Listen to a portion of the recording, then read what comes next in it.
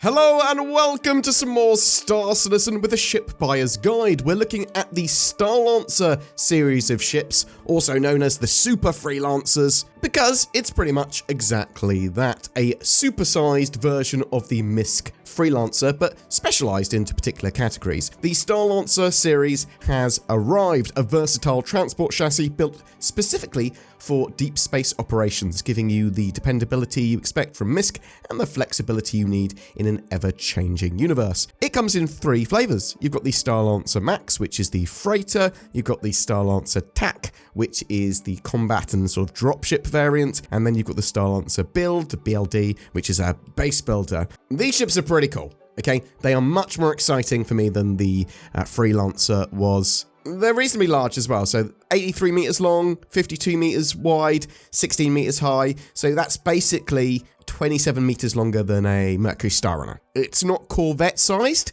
but it's pretty big. It's smaller than the C2 or the 600i, but just by a little. So the Starlancer Max, let's start with this one, because this one is going to be flyable at the Intergalactic Aerospace Expo on the 22nd of November in the 3.24.3 patch. It was announced at CitizenCon along with the other variants, and it's a really cool freighter ship. Designed to carry huge payloads, 224 SCU, the Max variant allows you to go big with a massively expansive cargo deck. It has some pretty heavy firepower for a freighter, with the pilot controlling two turrets, each with two size 4 weapons on, so you've got 4 size 4 weapons at your disposal there. And there are an additional 2 remote turrets, again, each with 2 size 4 weapons, which are controlled by other seats. It also has a bespoke missile system, giving it a load of size 3 missiles for some pretty strong boom booms there. That's what I call missiles now, boom booms. So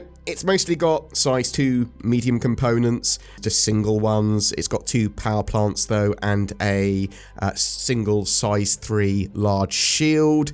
It's available to buy at time recording from $225 to $250. $225 if you're buying it war bond. That means no store credit. So until the ship is flyable as well, you'll get a Freelancer Max as a loaner.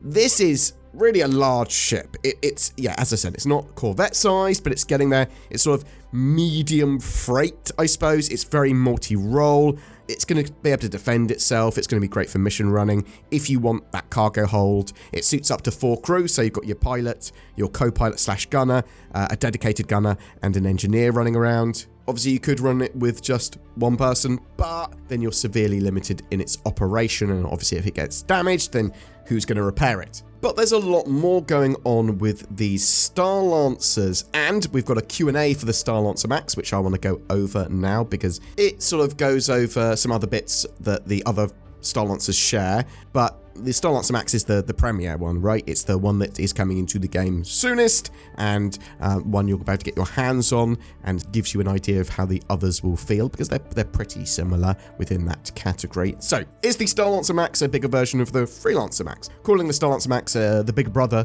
of the Starlancer Max wouldn't be a stretch. In almost all categories, the Starlancer is a step up, whether we're talking about weapons, defense, or amenities. What is the maximum number of SCU that the Starlancer Max can transport? That's 224 currently, but that's 96 SCU in the rear and 128 SCU in the Max-specific cargo hold. What have we got in terms of storage for weapons and gear and other vehicles and stuff? So the Starlancer Max is designed to have most things you'll need when out and about in the verse doing your deliveries. For example, there's a dedicated armory as well as space specifically for a ground vehicle such as an Urza rover to make planet-side travel easier. What's the firing arc on the non-pilot controlled turrets? Both turrets have a 180-degree rotational arc with a maximum pitch of 80 degrees all the way around. Oh, something I did miss out earlier.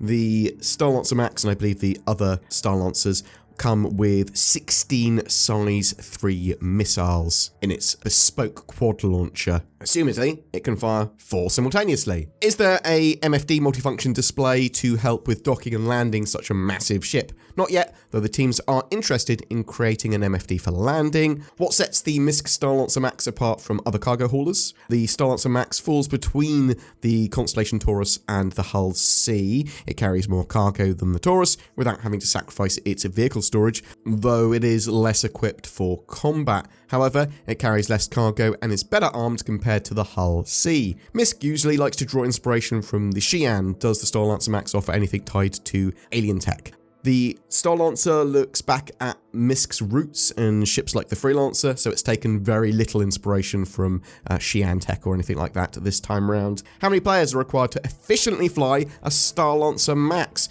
Depending on how quickly you want to be able to work or defend yourself, we recommend 4 people to operate it efficiently. Does it have VTOL? Yes. Does the Starlancer Max offer integrated tractor beams? No.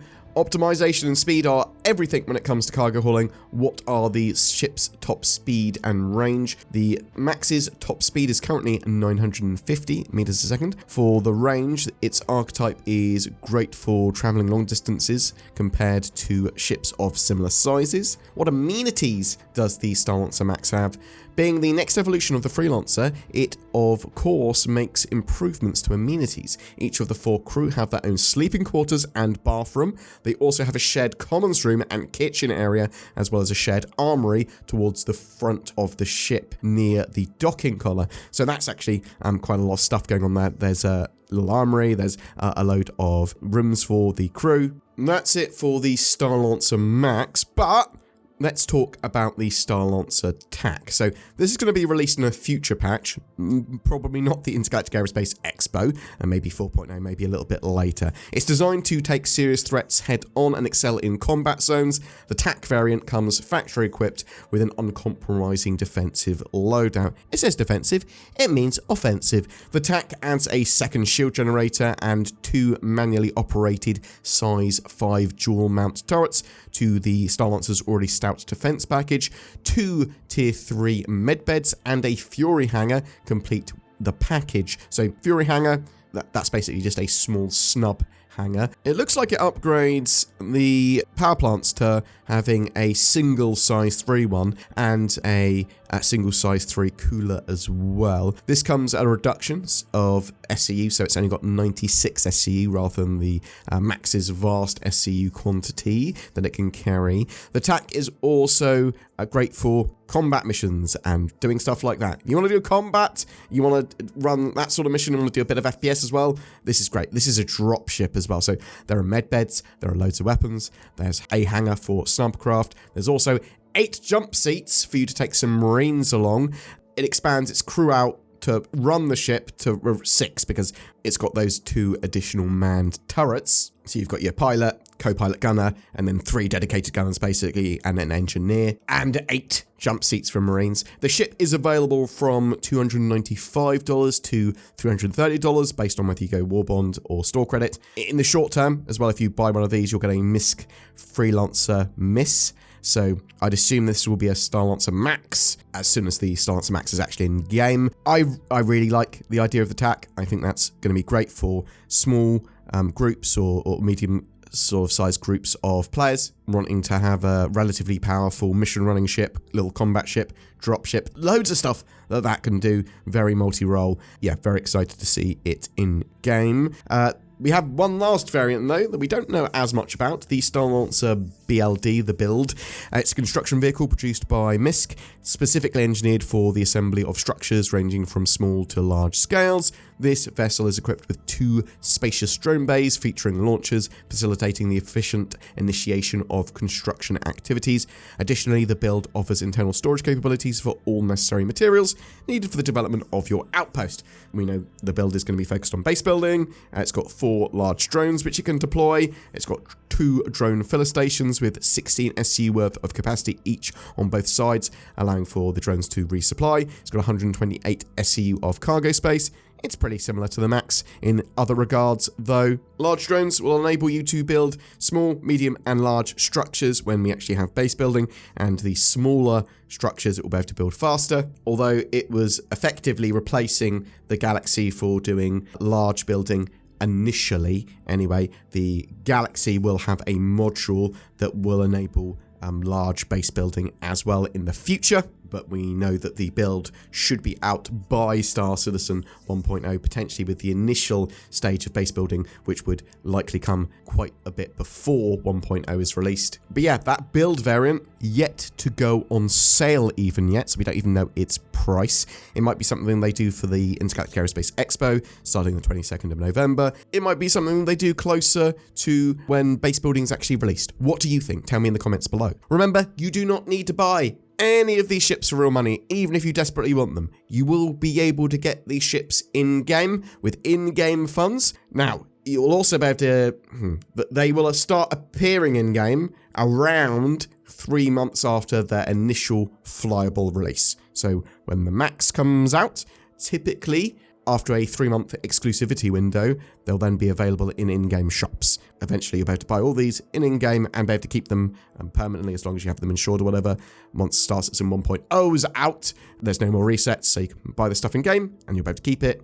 You'll also be able to try these ships out during events like the Intergalactic Aerospace Expo, where the Starlancer Max should be rentable and flyable this year, along with all the other ships that are in-game currently, and they'll be announcing a load more. Very excited for the Intergalactic Aerospace Expo. Hope you are as well. That should be starting on the 22nd of November. Boom! That's it for your Starlancer look. I am very excited for this ship. I love the way it looks. It's nice that it's going to be in our hands, at least the Max variant, really soon. I would expect the TAC to be in our hands pretty soon afterwards, like by early next year. A little bit less sure on the build. Tell me what you think in the comments below. Listen to this beautiful potato-headed chap about getting NordVPN as well. But I'm interested to know if you are interested in the Starlancer, if you're going to be replacing your Freelancer with it or another ship with it. Do you dislike them? Do you really like them? Is MISC just not your manufacturer that you like for ships? Whatever your thoughts, tell me in the comments below. A very long time ago, in a galaxy far, far away, CIG had taken over the development of NordVPN. And at NordismCon, the yearly Nord FanFest, they were releasing their first game, Squadron Nordy 2. It's amazing, and it would truly revolutionize the FPS industry. Then I woke up and realized that NordVPN is already great and released, and it doesn't need an FPS module, it's a VPN. And you should get it now, links below, discount. Helps channel, read bullet points. Every month we have a ship giveaway. For October, it's for a Drake Corsair with a game package and lifetime insurance. All you have to do to be in for a chance of winning that lovely Star Citizen access and ship that can be used for exploration, but it's also this cool little multi-role, multi-crew ship. You just need a comment on any of our videos made during October. That will go into the hat. It's not a hat, it's a spreadsheet. It goes into that, and then a random person is chosen. With the addition of Alpha 4.0 and Pyro, there's going to be tons more to see and explore. The Corsair is perfect for that. Good luck. Please consider supporting the channel as well. We've got the join button under our videos that will make you a channel member. That goes a long way in supporting the channel, as does becoming a Patreon. It's pretty much the same thing, but for different mediums. You can also like, comment, share, or sub, things like that. That all helps with the channel hugely. Thank you so much for your support and watching, and I hope you have a great October.